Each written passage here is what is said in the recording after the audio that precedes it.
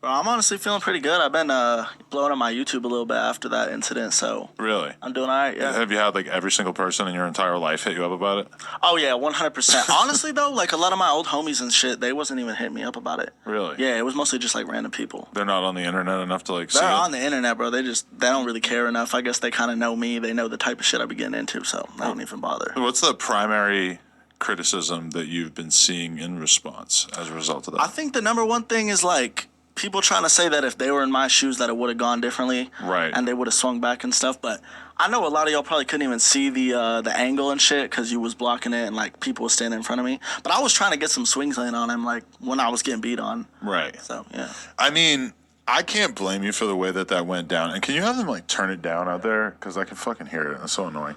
But I can't blame you for the way that it went down. Yeah. Just because it's like we're in this podcast environment, and I've been doing this for a million fucking years, and I've never even came close realistically to anything happening while I've been on camera that was close to that. Yeah. So it's like you're just not expecting it to get to that level. Now, I will.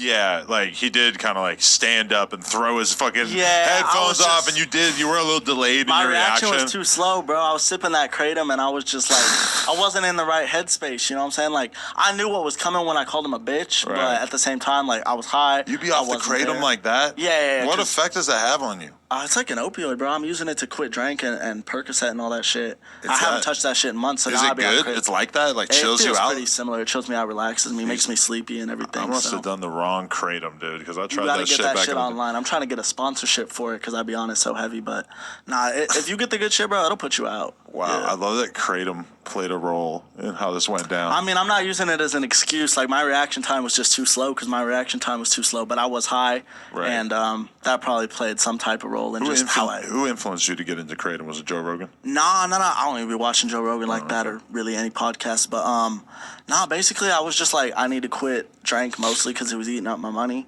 And I was getting withdrawals and shit every time I didn't have it. So I was looking for, a replacement, an affordable replacement. I just found that. So, yeah. Well, shout out to Kratom.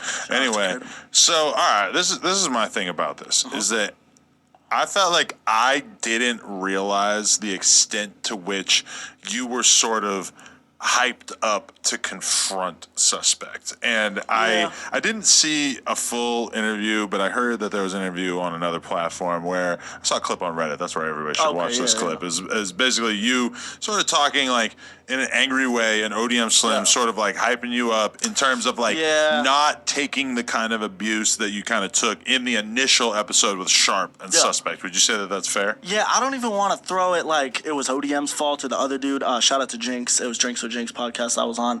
I don't want to blame those two for, my reaction to that. I was just like, fed up kind of from the disrespect, not even just from them but from everybody. So I was like, you know what, I'm gonna be the way I would be if I wasn't on camera on a podcast. So on that initial one with Sharp and Suspect, do you feel like you were kind of restrained in terms of how you... I was 100% just trying to keep it professional. Right.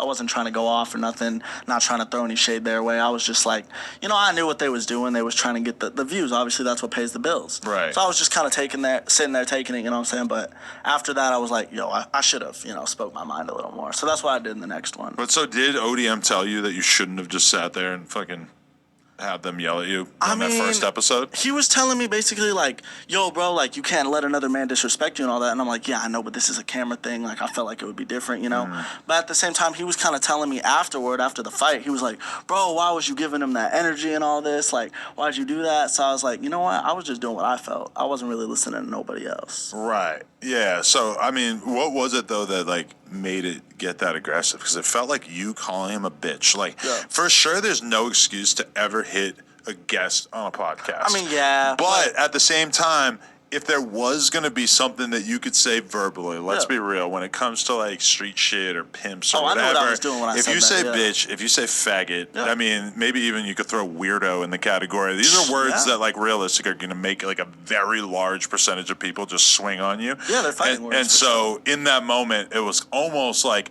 it was kind of hard for me to be 100% upset with Suspect just Yeah. because I felt like you kind of were provoking it to an No, and extent. I'm the same way. I knew exactly what I was doing when I said it. Right. I was like, yeah, he's going to get pissed at this. I did, however, think it was going to go down outside. I didn't think it was going to go down right here. You know what I'm saying? But I knew what I was doing, provoking him like that. But so you weren't worried in that moment of like actually catching a fair one with him? That didn't seem like a bad idea. A fair one, bro, like win or lose, I would have done it. And in fact, like if y'all was able to set up some type of boxing ring where we could, give some money to charity or like a good cause, I would for sure be down to run that. We That's both not train the worst it up. idea I ever heard. Yeah, I mean, as long as we leave the guns out of it, leave Yeah, the boxing leave the violence and all. But boxing yeah, ring no, with guns. if it's for a good point, like no, that shit would be dope. Yeah, we definitely are gonna have to leave the guns out for sure. Yeah. That's not acceptable. No, most definitely not. But okay, so then it happens, and like my recollection of it is, I thought it was pretty iconic that you said you're still a bitch, like from the couch after Yeah, that. bro. I mean, I stood on what I said. Getting my ass beat. It's happened before. I wasn't gonna change how I felt about it. Right, and then ODM was kind of like, you see a little bit of it in the clip, but I heard more of it after the fact, where he was like pretty upset about the way that you were sort of handling yourself in that episode. Like what was the tone of you guys' discussions after the fact?